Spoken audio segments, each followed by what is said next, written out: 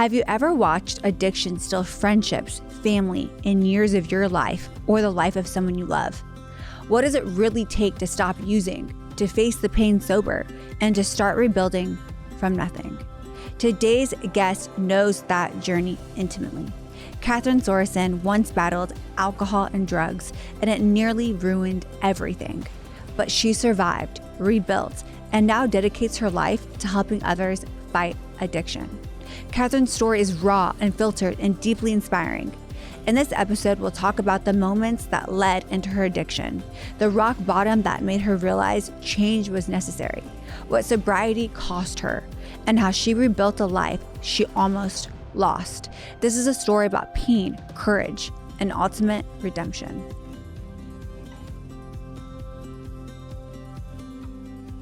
Katherine, welcome to Shift Happens.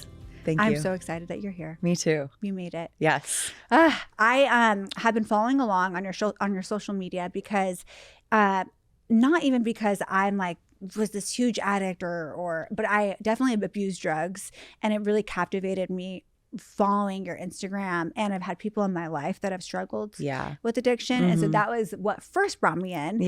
But then also seeing that you were a Christian and there was just other commonalities. So I'm super, super excited to have you and for our listeners to hear more of your story. Me too. Thank you so much for having me. Of course. And so I want to kind of get into how old were you when you first started? I just want to jump right in, right? Let's go. When you first started using drugs or alcohol as a coping mechanism. Because I know, we don't think of it at the time as I'm coping with pain or I'm coping with fill in the blank. Sometimes it's just fun. So I want to know, what age did that start and how? That's a good question. So from like my earliest memories, and I almost feel guilty sharing this because I did have a great childhood. My parents, still together, married. I was raised in a really great household, no abuse, no addiction of any kind, but I always felt super lonely, super sad. I didn't feel okay in my own skin. And I couldn't really identify that. Of course, like when you're 12, 13, you just like, I didn't know. I just always knew that there was something different about me, or at least it felt that way.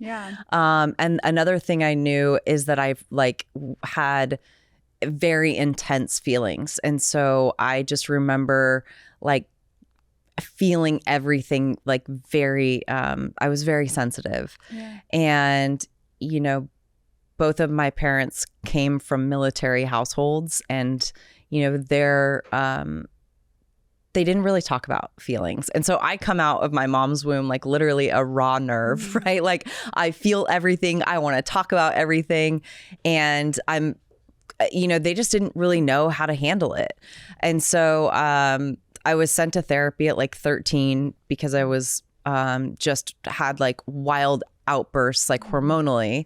And then it was kind of just like, hey, like handle her, right? Like fix her. And then I found alcohol shortly like after that. At like 14? 13 was my first like real experience drinking.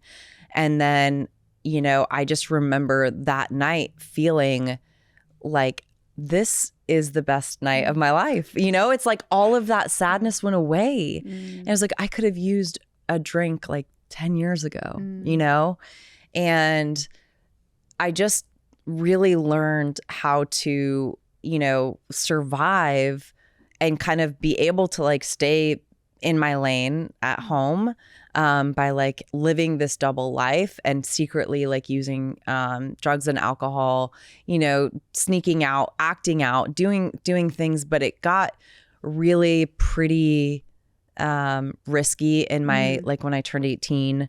And I just started, putting myself in super compromising situations. And it was like all of my friends would go home, or they would like be able to show up for other things the next day. And I was a wild child. And I actually, had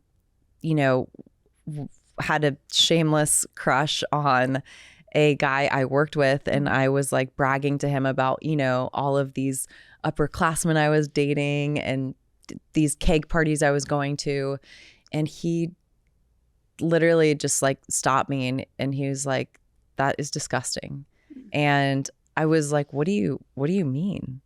And I asked him, I was like, I don't understand why you're not interested in me. Like, I was like, you know, really confused at that point because I was in varsity sports. I was really good at academics. I was so good at leading this double life and really making everyone else seem like I had so much together. And he just said, you're not a Christian. I don't want anything to do with you. And I just was stopped straight in my tracks and really felt one, confused by that, but two, kind of convicted. And so later, you know, it might have even been that night or the following night, we were rolling silverware and at our job, and he shared the gospel of Jesus with me. I asked him, you know, like, what did you mean by that? Sincerely, like I'd been to church, you know, on Christmas and Easter, but like faith wasn't a big part of my family. So I just asked him to share, like expand. And he just said, all of the things, the striving that you're doing, you know, to feel loved, like Jesus died on the cross for you for that. And you don't have to do anything to earn his love or acceptance. Like you just have to follow him and ask him into your heart. And I was just ready. I was ready to hear that. And what age were you at that 18. point? 18. And, you know, I had been, you know, having like, my drinking was getting progressively worse. My parents saw firsthand, like, you know, me sneaking out or coming home just obliterated, you know, and they tried to do what they could, but I was 18, right? And my mom would just say, what do you think is going to happen when you go to college? And I sincerely was concerned about that. And so I like was ready for a change, but I, you know, just didn't really know. And so, you know, I went home that night and I took out this like dusty King James version and I went to John 3:16 and I read and I, you know, like got on my knees and I accepted Christ, and I went back the next day and I told him what I did.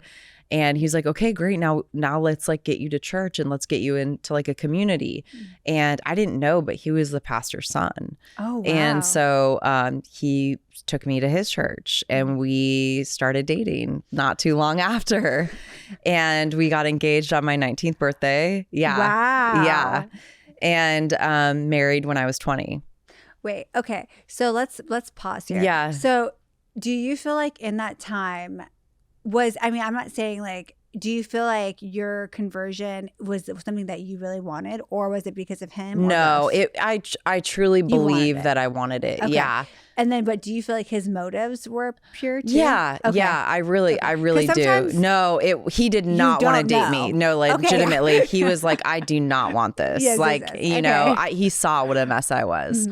And even his family didn't really, they weren't like, stoked on that. Yeah, first. No. Okay.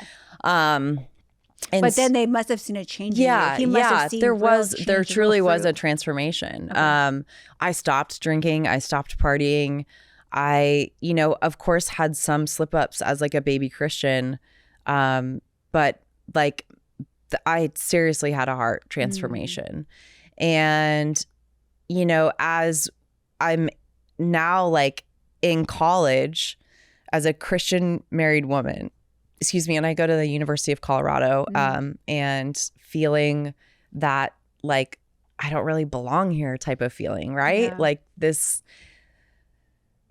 familiar feeling of here we go again. Like I don't feel comfortable in my own skin, you know, because we were total outliers and outcasts, you know, because of the lifestyle that we had chosen. And he was going to like a community college and like working and putting me through, like we both put ourselves through college, and he wasn't like there with me. So it did feel kind of, and he was working full time so that like he could provide a life for me. Yeah.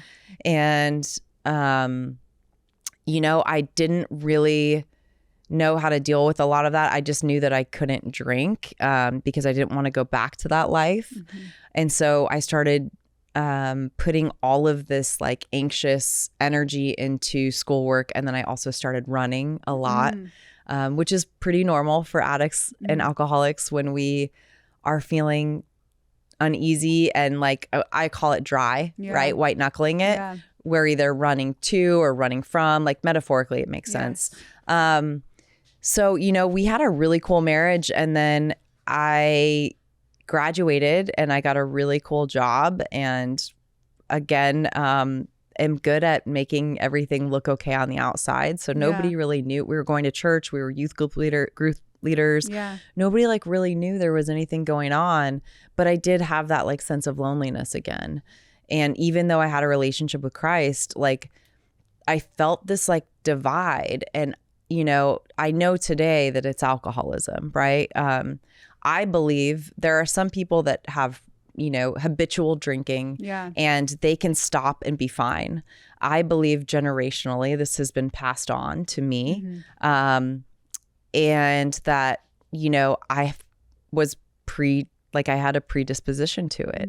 And that, you know, my feelings of irritability, restlessness, and discontent is alcoholism. And that me having a relationship with Christ is not the only thing that fixes that. I have another prerequisite of the 12 steps of Alcoholics Anonymous that helps me stay sober. I just was trying to fix my alcoholism with church. Yeah. And I'm the select lucky few that also has her Bible and then a big book. And those are my two guides to my life. Yeah. I cannot just use the Bible. God, I believe, was also, you know, he divinely inspired the 12 steps and the big book.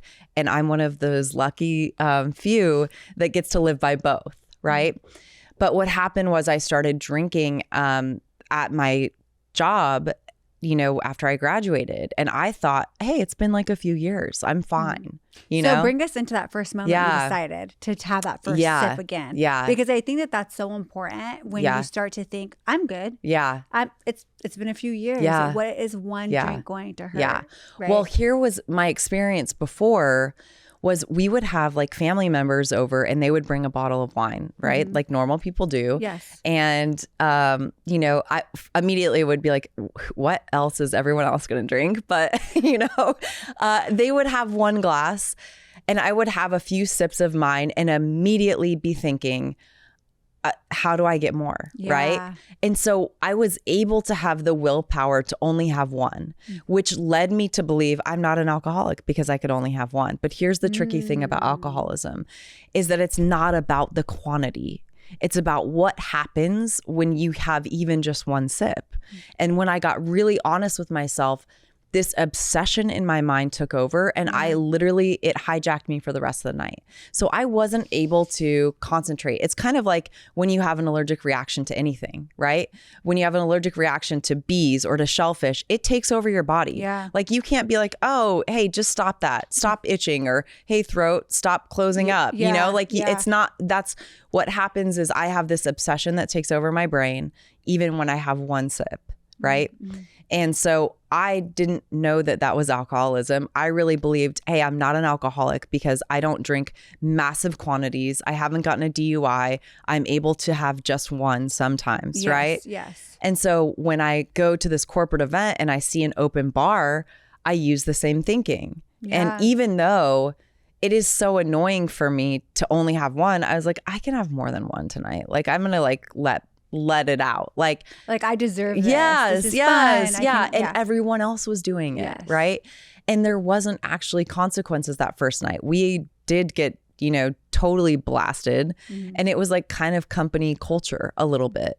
And so, you know, the next morning it was like I was out of town. So my husband didn't actually see the, you know, depth of drinking. Did he know you had drank or no? Yeah. Yeah, but it wasn't, I didn't tell him. To the full extent. Yes. You were like, I had a drink. You know how we lied through omission. Yes. And so, you know, I was like the life of the party. I was the new girl. They loved me, you know? And so I was like, oh, that was fun. I finally, like, maybe I can do this again. Right. Yeah. And I was able to come home and not drink And, you know, like a few weeks later, went on another trip and same thing happened. And then I found myself asking to travel. And then it just creeps in. Yeah. And, you know, then I'm sneaking alcohol at home. And then I'm telling my husband we should have wine at dinner. And he's like, you know, starting to kind of pick up. Right. Yeah. And so it just gets to the point where I am, you know, it becomes the focal point of my life again. And maybe I'm not doing it all the time, but I'm obsessing and fantasizing about doing it and can't wait for that next opportunity. Right. And it's like so crazy because I have this perfect marriage. I love my husband. We have a really cool life. He has a great job. I have a great job. I would like, he's like my dream man. Right. Yeah. But I have this thing that is insatiable and, you know, it wants me dead. I don't know that, but it will settle for me drunk. And I just think this is like me kind of sowing my wild oats, right? I have all of these things. The crazy thing about alcoholism is that it's the only disease that's self-diagnosed, right? I'm the only one that can tell you that I have it because only me knows what happens when I have one. And then even crazier is a symptom of alcoholism is that denial. I'm going to tell you I don't have it. In fact, I'm going to tell me I don't have it. So you start believing it yourself. Yes. Yeah. And I'm like, this is no big deal. Like, just have one. Like imagine any other sickness that a symptom of that illness is denial. Like you have leukemia, have lost all of your hair and you're sitting in the hospital. Nope. I don't have it. Like what? Like, the facts this is insanity. This is absolute insanity. Wow. And so if people are out there listening and they are questioning or convincing themselves that they don't have this thing, like, you know, virgins don't question if they're pregnant, right? Like it might be a good time to look at why is this even coming up? You know, I've met tons of people who have had zero problems with alcohol and they don't wonder if they're alcoholic, right? Yes, exactly. Yeah. Exactly. What was the point for you when you thought, maybe this is getting out of control? Yeah. So I was at a sales conference and I was at the hotel bar and that's the last thing I remember. The next morning I woke up in someone else's bed. And I was like, this sucks. I've gone too far because now I've involved somebody else. And like, I really, truly, like, I know people, and I just started sharing about this probably like the past like 6 months, because I do think that infidelity is a really, it's part of my story, one, so I'm not going to lie about it. Two, it was the thing that made me be like, oh my gosh, like this is, because I loved my husband. Yeah. And, you know, the thing about alcoholism is it doesn't matter who you love. It doesn't care about your family. You know, if you like, I will do anything for my family between, you know, if I'm at 0 drinks. But when I've had 1 drink, there is no telling what I will do for the second. And if that means sacrificing my family, that's what it means. And so is alcoholism, is that what was the downfall of your marriage? So it was definitely the beginning of it. So I went home and then I had to get honest with him about how much I've been drinking and that happened. Yeah. And of course, you know, he's devastated. I'm devastated. But I totally, like, stopping drinking was not even an option for me. I just assumed somebody put something in my drink. Like, that is how delusional I am, is that I am so far from reality and I don't want to admit that I have a problem. Yeah. And you don't want to stop your behavior either. No. And so like his first reaction is like, what the hell are you, you're like getting drunk, you know? And I'm like, I blacked out. Somebody must have put something in my drink, when that's, you know, like I was getting blackout drunk pretty regularly, you know, and that's also a sign of alcoholism is, having just a few drinks and getting blackout. Wow. Yeah. Mm-hmm. So we went through a lot of counseling. The agreement was that I would stop drinking, and I just couldn't stop. Mm-hmm. And so I quit jobs. I found a new job. We actually moved. And I started running an insurance company, and it was just a matter of months, and I'm doing cocaine with a client. And it is like, what? Like, yeah, from someone's sane perspective looking in, this is all totally like irrational and logically doesn't make sense. When you look at it through the lens of somebody like having the disease of alcoholism, and you have this insatiable appetite for something, you don't know what it is. And then, when I drink, like my appetite is never satiated. It's you always want more. Exactly. Like it's never satisfied. It's only intensified. And so I didn't really, I would try to starve it, and then it just came out in other ways. Did you feel like, Paul in the Bible, where he says, what I want to do, that's what I don't do. And what I don't want to do, that's what I do. Girl, that was and my it's life. This war between flesh and spirit. And Yes. no matter how much we try to muscle through it and we're like, I'm not going to do this, or I don't want this life, or it's not that bad, or whatever it is. It's this battle. It's a true battle between flesh and spirit, is what I'm hearing you actually say. Totally. And had I known, there is such a spiritual aspect of this, and demonic warfare. I wholeheartedly believe, and I've gone through deliverance, and I believe in all of that.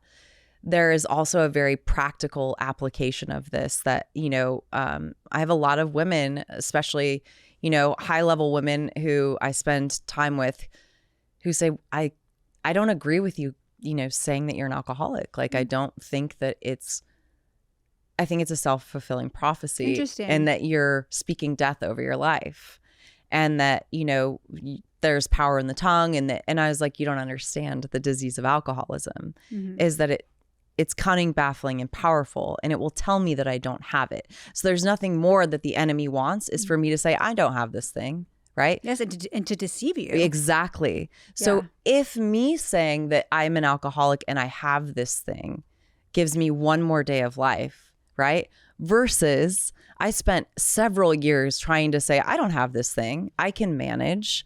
And then it is only a matter of time before I pick up again. But when I finally got to a place and I said, I am an alcoholic, I have this thing. Every morning I wake up with an alcoholic brain, and I have this illness and the spiritual dis-ease, and I have two choices: that I can treat it with spiritual principles, or I can try to treat it with the world, right? And I go to bed at night and I wake up with an alcoholic mind, right? And it's like, it's kind of like, I work out a lot, and I go to the gym today, I wake up tomorrow and I got to do it all over, right? My dogs get a walk today or 2 walks today. I wake up, they're not like, oh, cool, thanks for, Tuesday's walk right. last week. Right, yeah. right. Yeah. Like there is daily maintenance in this. And, absolutely.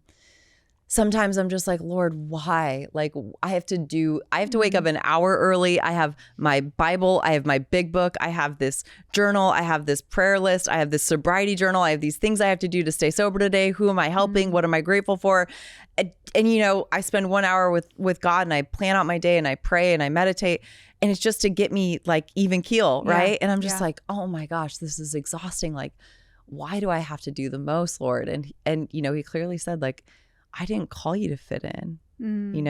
I called you to set captives free. And that is what you're doing. That is my goal. And that is your goal. And it's very clear on social media and in your storytelling ability that is your goal. And even though it feels like that thorn in the flesh or that thing that you just wish that you didn't have, right? It seems like it's a part of your mission. Totally. As you've been listening to this conversation, you may be feeling like you want to share your own story, but maybe the thought of that overwhelms you or downright scares you.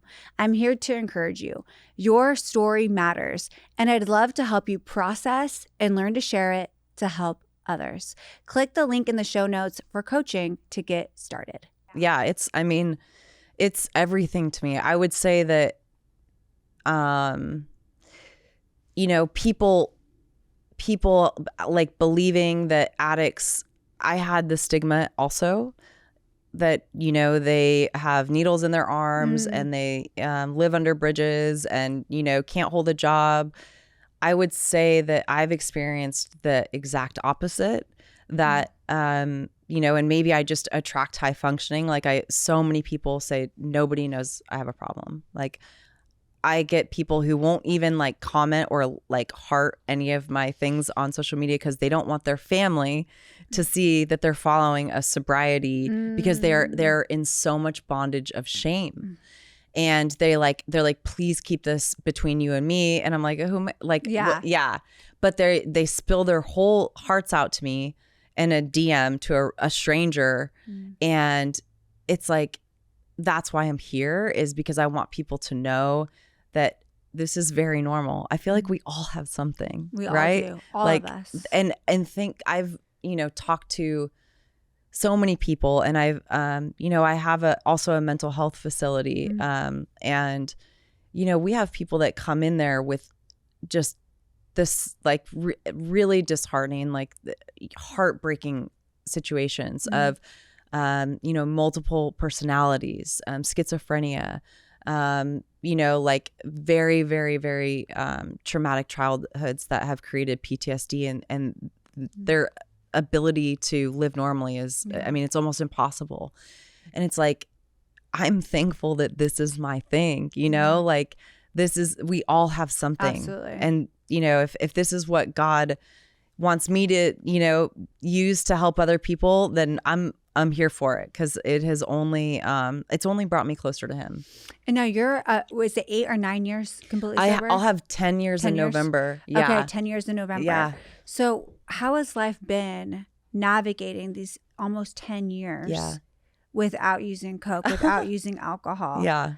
To face pain, to cope with pain, that's such a good question. I would say, or rather, what is the hardest part of coping with life without using alcohol or cocaine or anything else as your crutch? Yeah.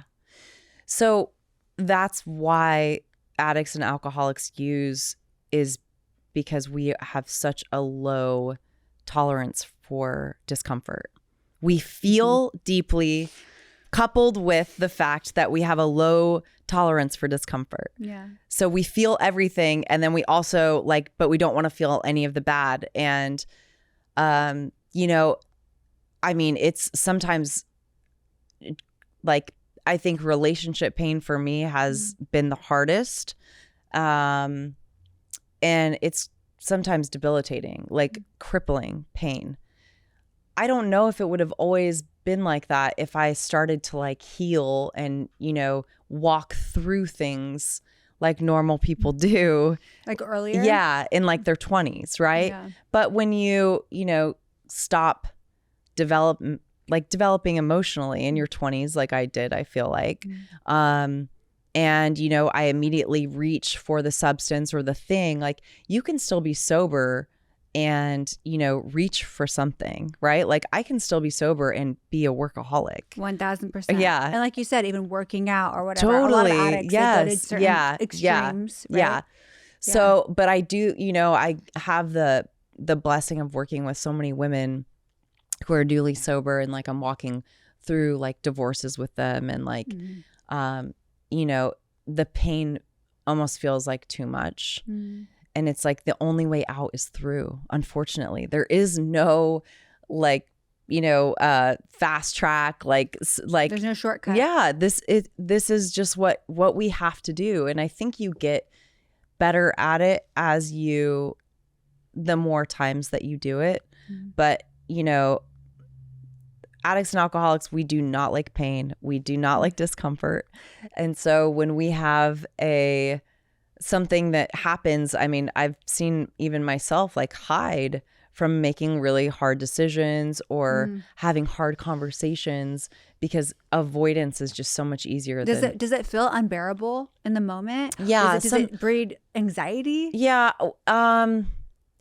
It really depends. And I'm trying to think of like the last time I had to have like a super hard conversation, or because I'm trying to think, is it more like a lack of self-trust in a way? It could be that, but also it's just like, this is going to hurt so bad. Like, okay, let's just like, this is. I just want to numb. Yeah. I want to escape. Exactly. It's a conscious choice. Yes, totally. I do not want to experience this discomfort. So I'd rather cope in these ways to escape my reality.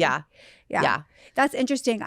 When I was young, and we have a similar timeline as far as some things. I started using drugs and drinking at like 13, 12. Okay. And then I became a Christian at 19. Oh, okay. And so it's very similar to you. And actually, when I was little, I thought to myself, I want to do this to escape my reality. Yeah. But you had a different home life than me. Yeah. So the route is a little different. Sure. But I think that the same thing is there of a sense of belonging, a sense of being seen. Maybe when you're drinking or when you're doing drugs, like you mentioned at the corporate events, I'm the life of the party. Yeah. This is who I am. 100%. I'm fun. Yeah. I'm this, that, right? And it becomes like an identity. Yeah. And then you wake up and you realize it's cost you. Yeah. What can you like bring our audience into what addiction has actually stolen from you? Yeah. So the first thing that comes to mind is time. You know, years I spent chasing this thing and trying to figure it out. But I don't believe in regrets. I don't believe in mistakes. I wouldn't take any of it back, because I know that we have such a faithful God, and he has used all of it, every single shameful thing that I've ever done, he has used for his good, for me to help somebody else. Right. I would say more than anything, my identity, you know, I forgot that I was a daughter of the King. Right. That's powerful. So powerful. And the enemy says, no, you belong over here. You're like this is so look fun. What you did. Yeah. Look at who you are. Yeah, look at who you really are. Yes. And if people really know who you are, they're going to reject you. Yep. 100%. And I would say I got around a really strong group of female faith-based entrepreneurs about a year and a half ago, and they changed everything for me, because they reminded me of that. So even in sobriety, I can act like a junkie, right? I can, you know, make decisions that are not in alignment because of the way that I feel about myself at that time. Like if I'm having a particularly hard day, or if I'm hanging out with people, or if I'm in a toxic relationship, that's so triggering for me, right? Like, and I hate the word trigger, to be honest. I can really relate to being in a toxic relationship, telling myself, you know that you don't belong here, but again, staying in it, hoping that it's going to change. And then like what happens is I feel like such crap about myself, and there's this guilt and this shame, and it's like this heavy, like, you know, you don't belong here and you're staying here, and you're almost like self-rejecting. And then you start to make decisions and like, you know, they're out of alignment of who God has called you to be. Right. And then it's like a spiral. Even if it doesn't look like going to Coke or going to alcohol, it's out of alignment of God's purpose for your life. No, it's like a derailment. Yes. Yeah. And, you know, we talk about like death, and, you know, I believe there's different types of death, right? Like I can have a spiritual death, and that can be the like worst, when I know that God has called me to do something and I'm acting out of obedience or disobedience. And I'm like, I see you, but I'm not going to do it. I don't want to do it yet. And, you know, I've had so many women like show me, you know, radical obedience equals radical blessings. I always have peace, but I have to learn the hard way. I'm an addict, right? And I want to burn myself on that stove 82 times before I'm like, okay, I get it. Okay, all right, I surrender. I'm here, right?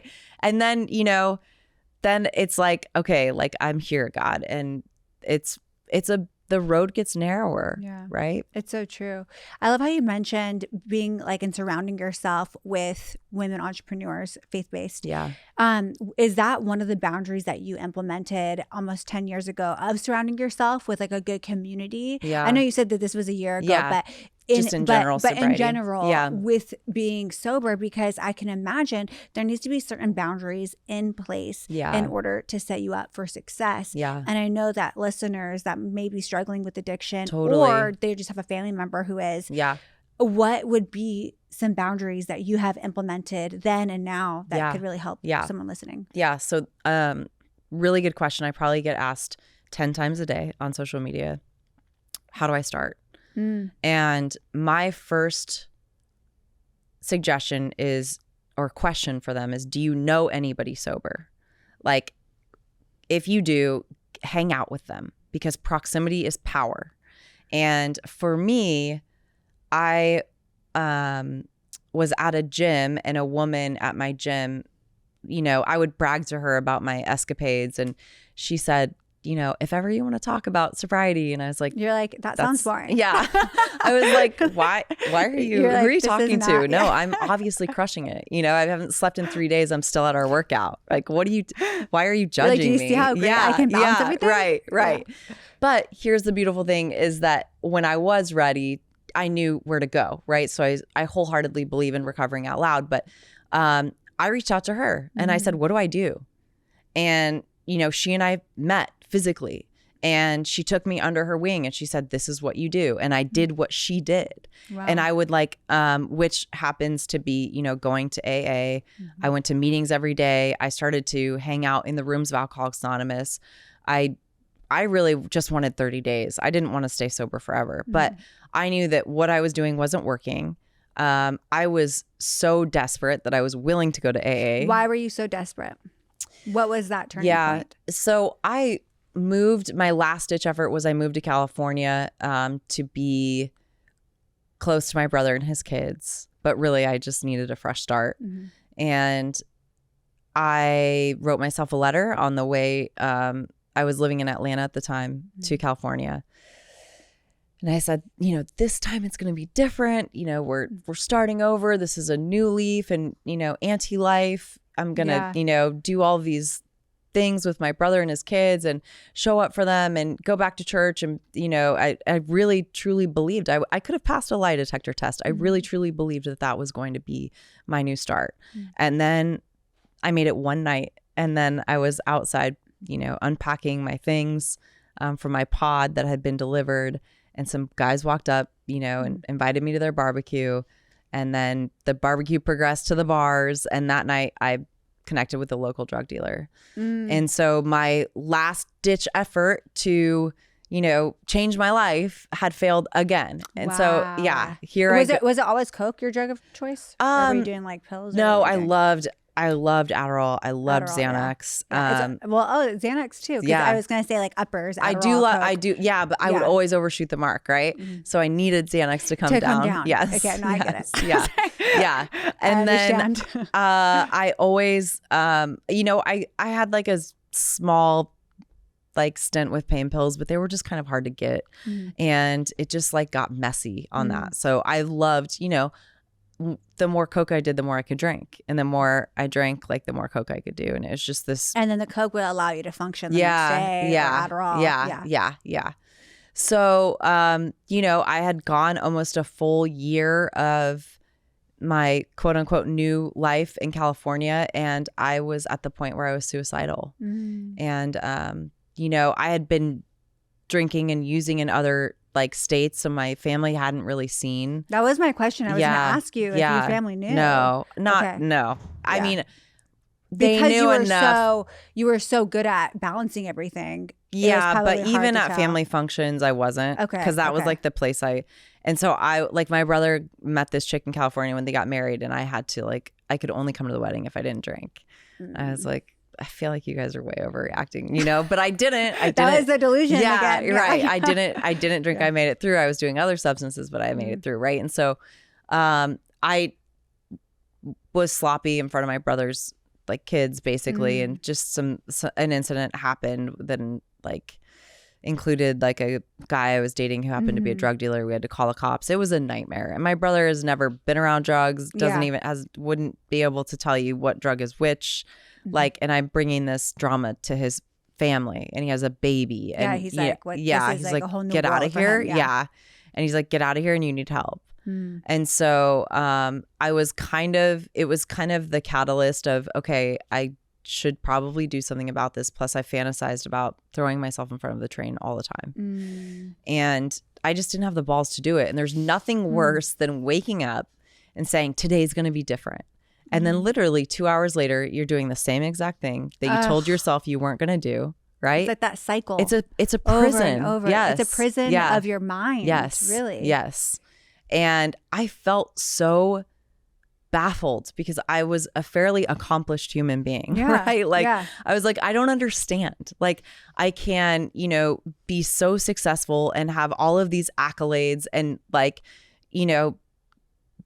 be a fairly productive human and functional, but this thing has got me absolutely like whooped. Like I'm a slave to it. Yeah. And, what happened was when I went to AA reluctantly, but it was the only thing I hadn't tried. I had tried all of the, equine therapy, salt baths, going to sound, whatever, anything I could. Like, yes. Besides saying I'm an addict, 100%. Yes. Yes. And it was the only thing that when I went to AA, I felt some relief. I couldn't explain it, but it was almost like I had taken a drink. Like I felt some relief when I went into the rooms. I left and I felt a tiny bit better than when I went in. And then people were like excited to see me there. And I was welcome nowhere this time, Yeah. And they're like, oh my gosh, are you on day 2? Like, this is amazing. Like, please keep coming back. You had the support. Yes. Yes. And I was like, and then I remember we went on like a camping trip as like a big group, and we would go get coffee as like a big group. I had never, we did fellowship at my church when I was like 19, 20. Yeah. And then when we moved to the mountains, we got involved in a church there, but I haven't had true fellowship in quite a while at this time. And so it felt so good to like be a part of and to be seen. And it just felt like I could take a breath. And people understood you. Yes. Yeah. Yeah. And like the masks were off. It was just like, show's over. War is over. You lost. Yeah. But they accept you. And they're there, and you guys are all rooting for each other. Yeah. And that's also the power of community. Totally. Yes. Yeah. So I really didn't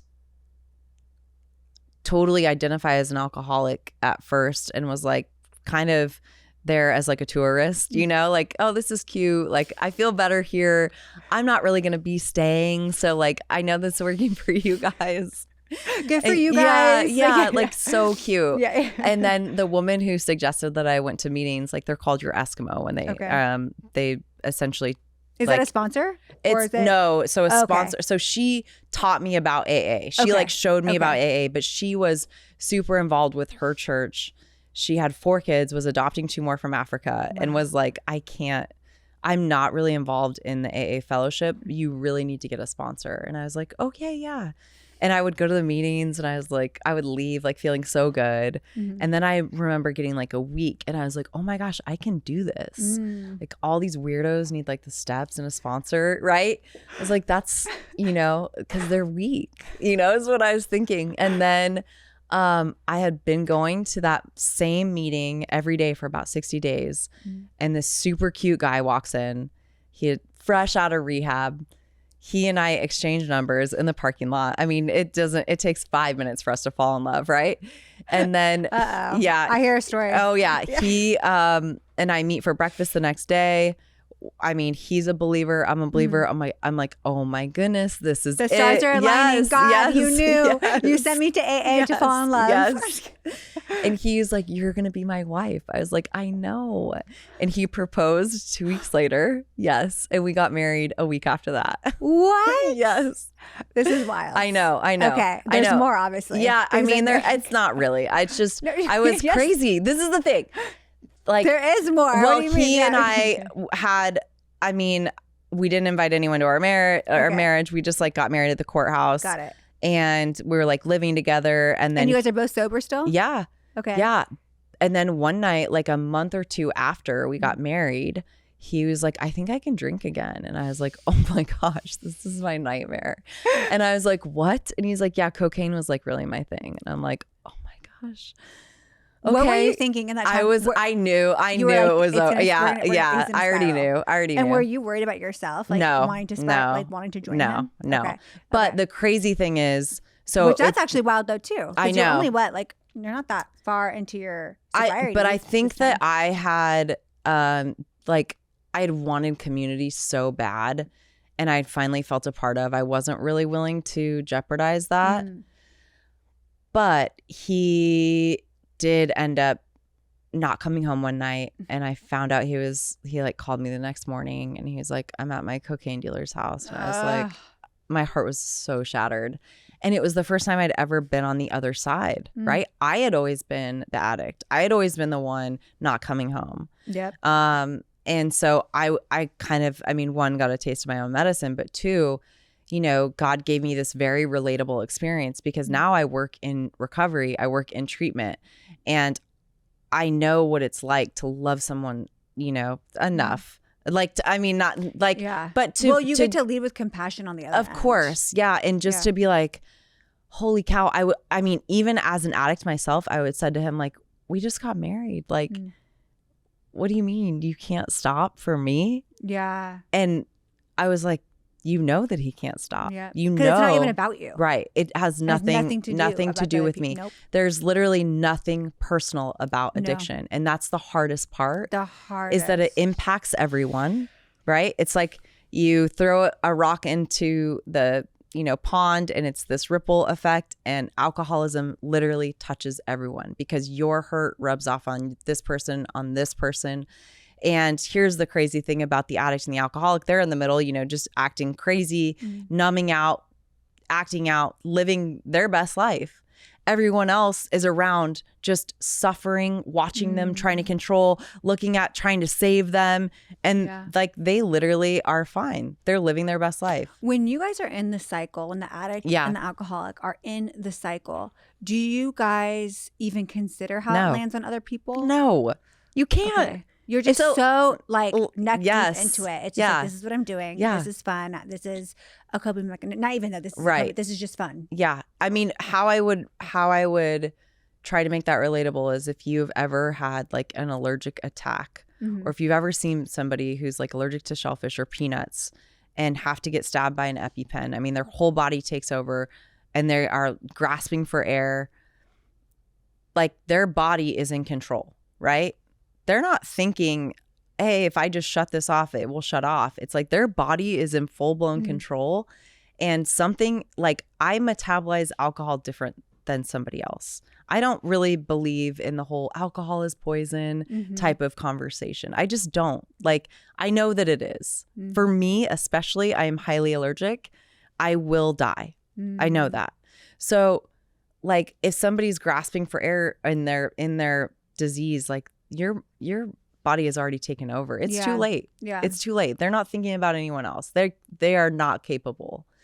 And that type of, you know, it's so confusing because you think that the addict or the alcoholic is making the choice, right? It's like, yeah, because in a way you're just like, don't you want to get help? Don't you want to be better? Don't you see how your life is spiraling out of control? Yeah. Don't you see how this is affecting your mom and your and your relationships and your marriage? And don't you want to be better? Yeah. And is the like, if I'm sure that there had been times, like, okay, in your first marriage, your husband at the time must have had something to say about it. Like, look at this life that we've built. Look at this marriage. Yeah.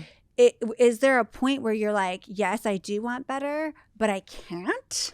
Yeah. Or like I feel trapped, or I actually just like don't want to get better because I don't have a problem. I think what happens is, at least in my experience, is I absolutely had times I could have passed a lie detector test that I wanted to get better. I didn't have the tools to do so. And so what happened is I was relying on my own strength. I was trying to do it all on my own, and I would fail. And then I got to this point where I was like, what's the point? You know, I obviously am going to be a slave to this thing forever. Right. I'm going to give into this. Exactly. Because I've tried and I get the same result. And that was the one thing that, you know, when I was on such a heartbreaking call today with one of my good friends in New York. His cousin is in full-blown psychosis and like doing lines and like can't, like doing tons and tons of cocaine. He has, a family and he's just like, he's gonna die. I was like, he might. Like, and that's the harsh reality. Yeah, like that is, he might. He's like, how do I get him to stop? I'm like, get out of his way. You can't. Like, addicts and alcoholics, especially when they're using, are like tornadoes. I mean, we just are. We are. I also believe there's a demonic, aspect to it. Totally.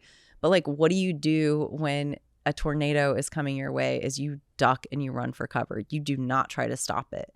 And that may seem super counterintuitive for somebody who's like, this is a family member. It's like, okay, so what you can do is you can present them with your concern. Hey, I've noticed that you've been drinking a lot. Wondering if you're open to get help, or I'm really concerned for you. When you say it one time, it's sharing concern. If you come back and revisit it over and over, you're trying to control the situation. They feel like it's an attack. Yes. And so, I mean, my family, like, I'm sure people had said to me before, but I don't remember any of that, Like, I was just... You're living your life. Yeah. Numbing out, dealing with my, perceived trauma of whatever I thought I was running from, and really just getting through what I needed to get through. And I was ready when I was ready. Yeah. There was nothing that anybody could have done or said to stop me. So when we look at that from a place of, let's just say, well, okay, in the relationship that you had with the guy that you met at AA. Yeah. And then he tells you he did coke, and obviously you have some sort of compassion because you've been an addict, or you are an addict, but you're in this marriage now. In this situation, would you be like, what advice would you give to someone that's married? Because it's hard. That's that is what I'm curious about, because it's like, and let's bring in the Christian component. Yeah. All right. Because already as a Christian, getting divorced, nothing to do with addiction. Yeah. Right. Yeah. It's like, oh my gosh. Yeah. It's almost like a Christian faux pas. Like, I don't know. It's like, it's kind of like a scarlet letter. Yeah. That's how I felt anyways with being divorced. But then bring in the addiction component, and you're married and you're Christian. It's, does the wife or the husband stay and they pray and they're just in it to win it, but it's the tornado happening?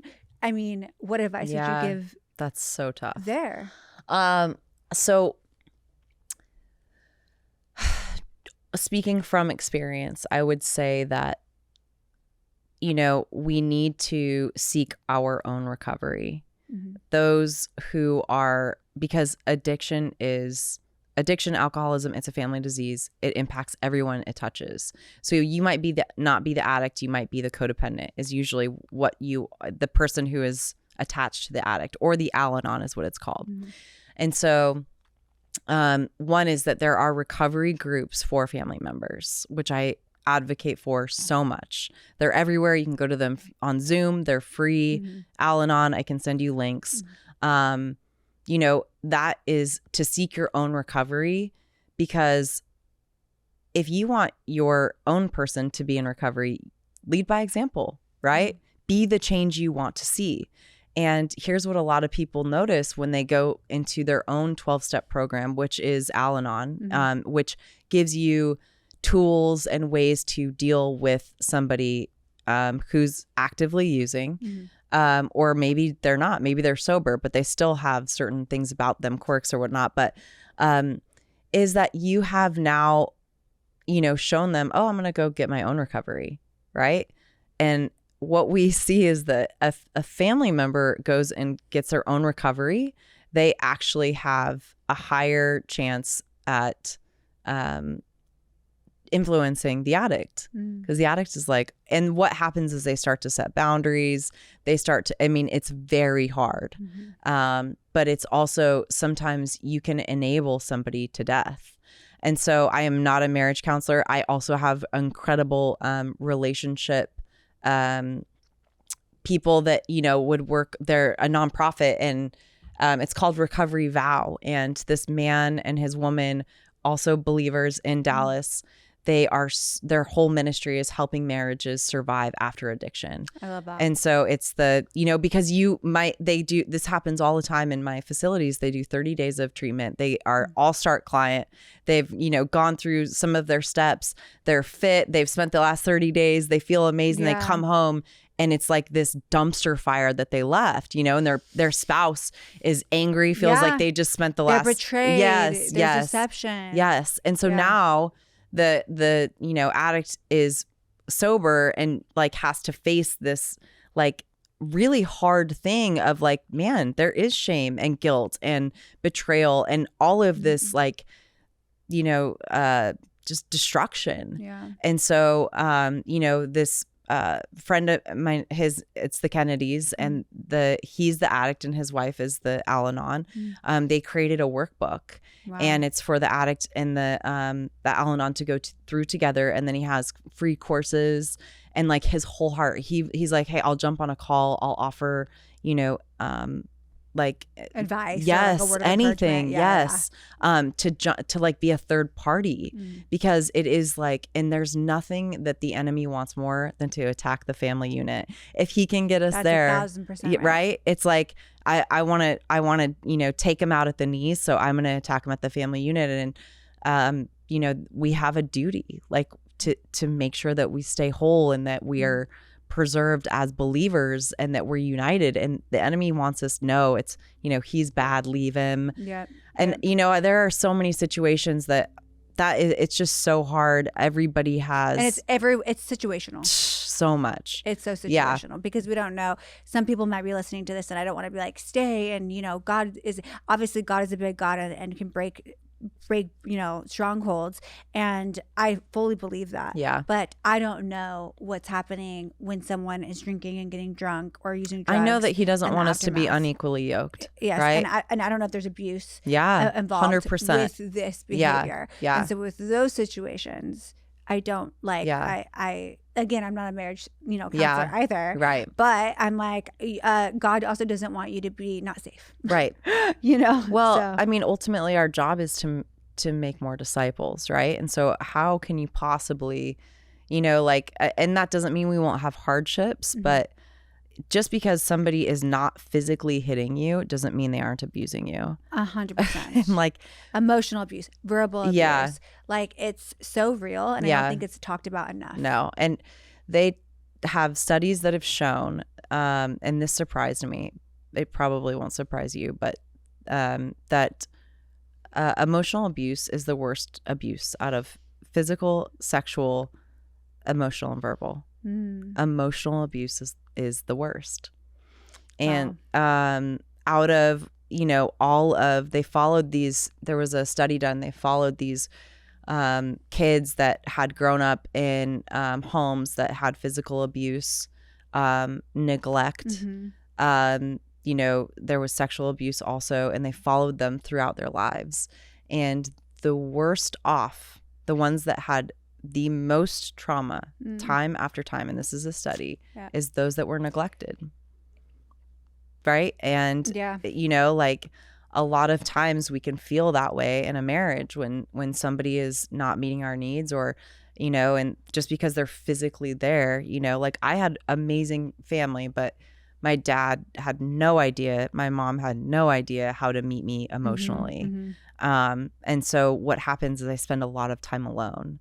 And whether, you know, I mean, whether you believe that's neglect or not, like it felt like that. And that's how it was internalized for you. Yeah. And then now you're seeking out alcohol and drugs to fill that void as well. And you know? I mean, it gets, you know, it got to boys at a certain time. I got, you know, sexually active at a fairly young age. Like these are all, you know, things that like, again, their learning experiences. No parent is perfect. No. But I think people just have these stigmas of like, oh, physical abuse. Like if you're not being thrown against the wall or, you know, like somebody's not laying hands on you. And it's like, I mean, you can look up the studies yourself. Like absolutely neglect, I couldn't emotional agree more. abuse. I could not agree more. Yeah.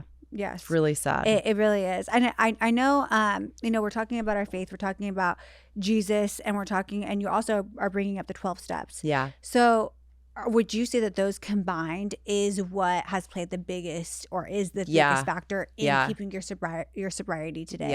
Yeah. What does that look like practically? I know you say you wake up in the morning, you spend an hour, you're in the Word, and is that like your main? Is it like what like bring me through like a day, if you will. So yeah, I definitely believe that I'm have to have both. For my first like 7.5 years of my sobriety, I really struggled coming back to Jesus because I had finally stopped drinking for so long. And I was like, oh my gosh, and AA teaches you a God of your own understanding. Mm-hmm. And I just had a lot of guilt and shame, I think, and just some unfinished business. I got rebaptized about 2 years ago. Mm-hmm. So I like finally was like, all right, Jesus, I'm ready to come home. You know, he never gave up on me. I always knew the truth, but I was still trying to figure out like AA, God of my understanding, higher power type of deal. Yes. And it is kind of confusing, you know, and like he's so faithful, and he left the 99 and just kept coming after me time and time again, even when I was, you know, in my addiction. And so, I leave my phone on airplane mode. Actually, the first hour I sleep, I go to, you know, I have a night routine. I worship, like play worship music and pray and meditate. And then I go to bed, phone off, and then it stays off the first hour because I mean, when you have multiple businesses and like, especially treatment that they're 24 hour, it's just notifications all. Yeah. And so I know that, you know, how my morning goes is how my day flows. And if I don't start my day with God, you know, that means I'm starting it with me, which watch out. Like that's dangerous. I don't even want to meet with me before I meet with God. Right. Yeah. And so I spend the first hour and, you know, like I'm so thankful the time right now has been just really like, it's not just checking it off. It's like a time that really feels like intimate, and it's like a relationship. Yeah. And then I have the 12 steps. I have literature that I read out of my big book. And then I created an online sobriety community last November. I did not want to, by the way. And like, I just had so many people reaching out, asking me for help on social media. And I just said, dude, just find someone sober, you know, like, or go to AA. I love, like I'm sharing, you know, and that's all I do is share. And so of course it's normal that people would reach out, but I just said, hey, find someone sober. And they would say, you're the only sober person I know. And I was like, what? You know, and some of these people are in Africa. They're in, all over. I have a ton of people from Australia, from Canada. And so God just like, I had this thought, like, there's got to be like a place where all these people can go and like talk because there's so much shame. They don't want to talk on social media. So much shame. Yeah. And so I knew I had to take it offline, you know, not like a separate page. And so I just like got this, I didn't want to, again, I like prayed and fasted and God just kept saying, if not you, then who? If not you, then who? Yeah. And I'm just like, okay, I guess I'm building this thing. And if it works, it works. And it's just an online sobriety community through the Circle app. And basically you can log in and get 24-hour support. Okay. There's a ton of resources. There's online meetings, you know, but you can log in as whoever you want, right? Yeah. So many people, I'm like, create an alias. Yeah, you're like, it doesn't just matter. Get whatever you like so that you can get healing and you can get free. Wow. And I started it the week before Thanksgiving, and like 10 people joined because I wanted people to go somewhere for Thanksgiving, like have like they're at Thanksgiving dinner and they're like, oh my gosh, like I really want to get hammered right now, but I know what happens when I do that, right? And then it just has slowly grown. And this morning there were 867 members in there. Wow. Yeah. And again, that's all Jesus. And you know, I struggle with it. I was praying about it today because there's still like not a lot of conversation that's going. You know, like I'll get like people will like leave a few comments and, you know, I'm just like, do invest quite a bit of time. Like part of my morning routine is I post my daily non-negotiables in that group, and I tell them what I'm doing to stay sober that day. I journal, and I brought you a sobriety journal, by the way. Yay! And I journal in that sobriety journal, and then I take a picture of it and I post it to the group, and it's like an accountability group, you know. And there's like a group of us that do that, and I mean, it's been crazy for me to do that because I'm way more likely to break a promise to myself than to them, right? So I've seen me even hit goals that I wasn't really expecting, right? Or like today my day was kind of turned around and I didn't cold plunge. I know that I have to this afternoon because I told them I was going to, you know, and it's like at night we check back in with the group and we evaluate our daily non-negotiables and we say, how did I do? And we do like a little checkbox or a mark, and we're like, you know, sometimes we ask for accountability and there's a fitness aspect to it. Yeah, that's super cool. It's been so helpful, you know. For me, it's just, you know, sometimes I'm like, Lord, did I get this wrong? Like, you know, and then I get messages from people that are like, I'm so terrified to comment, but I'm learning so much, you know, and like, thank you for. And again, even if it's just for the one. I know. And I think that that's the mindset, right? Yeah. I mean, I struggle even with the podcast, or even yeah. the content I post online, sharing your story, sharing my personal story online over and over. And I'm sure the same, you've probably felt this way, where you're like, is this making an impact? And if it is for the one, if it's for the two, if it's for the person who's just looking at it and they see, oh, wow, and she came back into the cold plunge, that's encouraging me to keep a word to myself. Yeah. They might not like do anything with it, but they're still watching. Totally. And I think that also on social media, when we're doing posts and maybe that post doesn't perform that well, and we're like, why see these posts aren't doing well, but then you see the stories, all the views, all the hearts, it's just shifting the perspective on what's the why here, right? Totally. And knowing and believing and not doubting that God has you exactly where he wants you to be. And the same with myself. It's so powerful to continue to share, to continue to show up, because that was placed on your heart for a reason. And all your pain was not in vain. Everything that you've gone through, like you've mentioned, has been for now. Right? What would you say to people that are in the thick of it, struggling with addiction? Or they may not know that they're even addicted yet. They might be listening to this like, I mean, I don't know, I'm not that bad. Right? What would you say directly to them? So I would say that people want to change when, you know, the pain of staying the same outweighs the pain of change, right? And so, you know, I tell people all day long, they're like, it's not that bad yet. I'm like, cool. Do it till the wheels fall off, right? Keep going. Like I'm not going to tell you, you know, like anything. Nobody could have told me anything different. Do it until the wheels fall off, because then you will be ready. And then you will, I got to the point where I was like, I have zero doubts. I have done all the research, all of the development. I know R&D says that I have a problem, right? There's nothing worse than kind of having addiction or kind of having alcoholism, because then you're just like in and out. Well, you don't believe it, though. Right? And if you don't believe it, there's going to be no change. Yes, exactly. Literally purgatory, one foot in, one foot out, which is hell, right? So, you know, the people that are like in the thick of it and want help, I would say, tell someone, because the enemy wants you to keep it quiet. The enemy wants you to think this is, you know, we got this under control. It's all okay. And it's not. And when you shed the light on that, like, things grow in the dark and they die in the light.